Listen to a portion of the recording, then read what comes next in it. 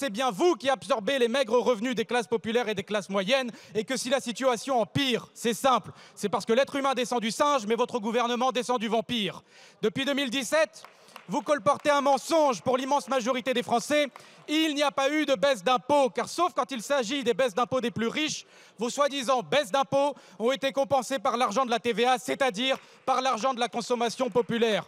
Cette même TVA dont vous avez dit il y a quelques heures, je vous cite, Madame la Ministre, qu'elle portait une part de progressivité parce que les pauvres achetaient plus de produits qui ont des taux de TVA réduits. Mais enfin, vous avez catapulté votre cerveau sur une autre galaxie ou quoi?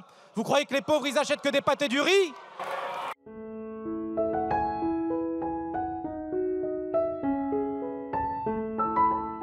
Puisque nous parlons ici du barème de l'impôt sur le revenu et de son indexation, j'aimerais demander quelle est la valeur de la parole de la ministre. Oui, Madame Montchalin, je l'ai dit hier et vous n'avez pas répondu. En juillet dernier, à plusieurs reprises, vous avez affirmé sur tous les médias que vous refuserez l'augmentation des impôts sur les Françaises et les Français. Aujourd'hui, vous nous présentez un budget où l'ensemble du barème de l'impôt sur le revenu est désindexé, où 18 millions de Français vont voir de ce fait leur impôt augmenter, où 300 000 Français, les plus précaires, vont rentrer dans le barème de l'impôt et alors qu'ils n'étaient pas imposables, vont le devenir. Au moins 200 000, Madame la Ministre. Ne faites pas non de la tête. Comment est-ce possible? Comment avoir confiance dans la parole du gouvernement si celui-ci annonce des choses et fait l'inverse? Alors ici, nous proposons d'indexer à minima les 2 plus petites tranches d'impôt sur le revenu pour que pas un Français modeste ne se voit chargé l'année prochaine de contribuer plus alors qu'il a déjà du mal à vivre. Pendant que dans le même temps, vous refusez systématiquement de faire payer les plus riches de ce pays. Je rappelle que les milliardaires en France, sur leurs revenus et grâce à toutes les exonérations et contournements possibles, paient moins de 2%. Je rappelle que dans ce pays, les plus fortunés, si l'on compte tous les prélèvements obligatoires, paient moitié moins en proportion que les plus pauvres. Et vous venez ensuite nous parler de justice fiscale et d'efforts. C'est absolument insupportable. Que les Françaises et les Français l'entendent. Si ces amendements ne sont pas votés, pour l'ensemble de celles et ceux qui paient des impôts, c'est en moyenne 100 € pris directement dans leur poche par le gouvernement. Si vous votez l'indexation générale de toutes les tranches de l'imposition,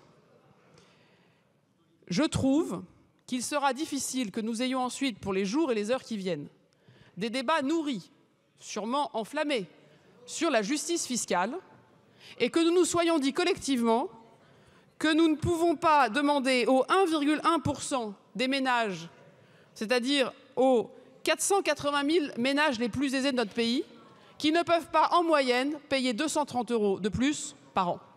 Je pense qu'il sera contradictoire que nous ayons ces débats et qu'en même temps, si vous me permettez l'expression, nous ayons, au fond, non pas protégé 83% des ménages, comme nous le permet M. de Courson, mais 100% d'entre eux d'une hausse d'impôt. Parce que maintenant, parlons de la hausse d'impôt. La hausse d'impôt, en moyenne, dans la proposition que nous faites, elle est de 100 € par foyer, c'est-à-dire 50 € par Français. Et sur la dernière tranche, c'est-à-dire pour les gens qui ont plus que 200 000 € de revenus par personne, la réindexation du barème, c'est 230 € par an de plus d'impôts. C'est sûr que c'est plus d'impôts. Mais il me semble qu'aujourd'hui, face à la situation de nos finances publiques, les 1,1% des ménages les plus aisés, donc ceux qui sont à la tranche 41% et 45%, peuvent, et je pense que beaucoup d'entre nous sommes concernés, peuvent payer 230 € de plus par an d'impôts. Ensuite se pose la question de la deuxième tranche. La deuxième tranche.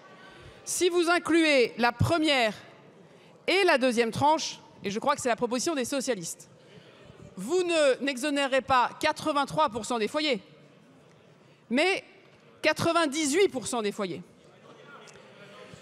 Alors, je comprends que vous voulez, au fond, ne faire payer que 2% des Français, en plus. Il me semble qu'il serait entendable que vous alliez jusqu'à 17% des Français, les plus aisés de notre pays, qui contribueraient en plus entre 80 et 230 € d'impôts en plus. on parle de 80 à 230 € de plus pour les 17% des foyers les plus aisés. Voilà, donc je vous ai donné la situation. Soit 100% des Français sont exonérés de cette hausse, soit 98% des Français sont exonérés de cette hausse, c'est la proposition des socialistes, soit, eh bien, nous considérons que 83% des Français sont exonérés de cette hausse, et c'est la proposition de Charles Courson. Alors que nous préparons à avoir un débat sur la justice fiscale, sur l'équité fiscale et sur la juste répartition de l'effort, je vous donc redonne ma position. Par définition, je suis défavorable à tous ces amendements, mais si un seul devait être voté, c'est celui de M. de Courson. S'il fallait résumer les fondements économiques du macronisme, votre proposition d'imposer une année blanche fiscale pour les Français en serait un parfait exemple. Parce que alors que les contributions concernant les plus riches et les grandes entreprises sont en chute libre dans votre budget, et alors que vous vous opposez à tous nos amendements pour établir un peu d'égalité de traitement entre le français moyen et le français le plus aisé, voilà maintenant qu'en refusant d'indexer l'impôt sur le revenu sur l'inflation, vous vous apprêtez à rendre imposables des centaines de milliers de citoyens et de faire perdre en moyenne 100 € par ménage français. Regardez comme c'est paradoxal. C'est vous qui vaporisez les richesses du peuple, mais c'est nous qui sommes accusés de vouloir tout taxer. Alors il va falloir remettre les pendules bien à l'heure et rappeler que c'est bien vous qui absorbez les maigres revenus des classes populaires et des classes moyennes, et que si la situation empire, c'est simple, c'est parce que l'être humain descend du singe, mais votre gouvernement descend du vampire. Depuis 2017, vous colportez un mensonge pour l'immense majorité des Français. Il n'y a pas eu de baisse d'impôts, car sauf quand il s'agit des baisses d'impôts des plus riches, vos soi-disant baisses d'impôts ont été compensées par l'argent de la TVA, c'est-à-dire par l'argent de la consommation populaire. Cette même TVA dont vous avez dit il y a quelques heures, je vous cite, Madame la Ministre, qu'elle portait une part de progressivité parce que les pauvres achetaient plus de produits qui ont des taux de TVA réduits. Mais enfin, vous avez catapulté votre cerveau sur une autre galaxie ou quoi? Vous croyez que les pauvres, ils achètent que des pâtes et du riz?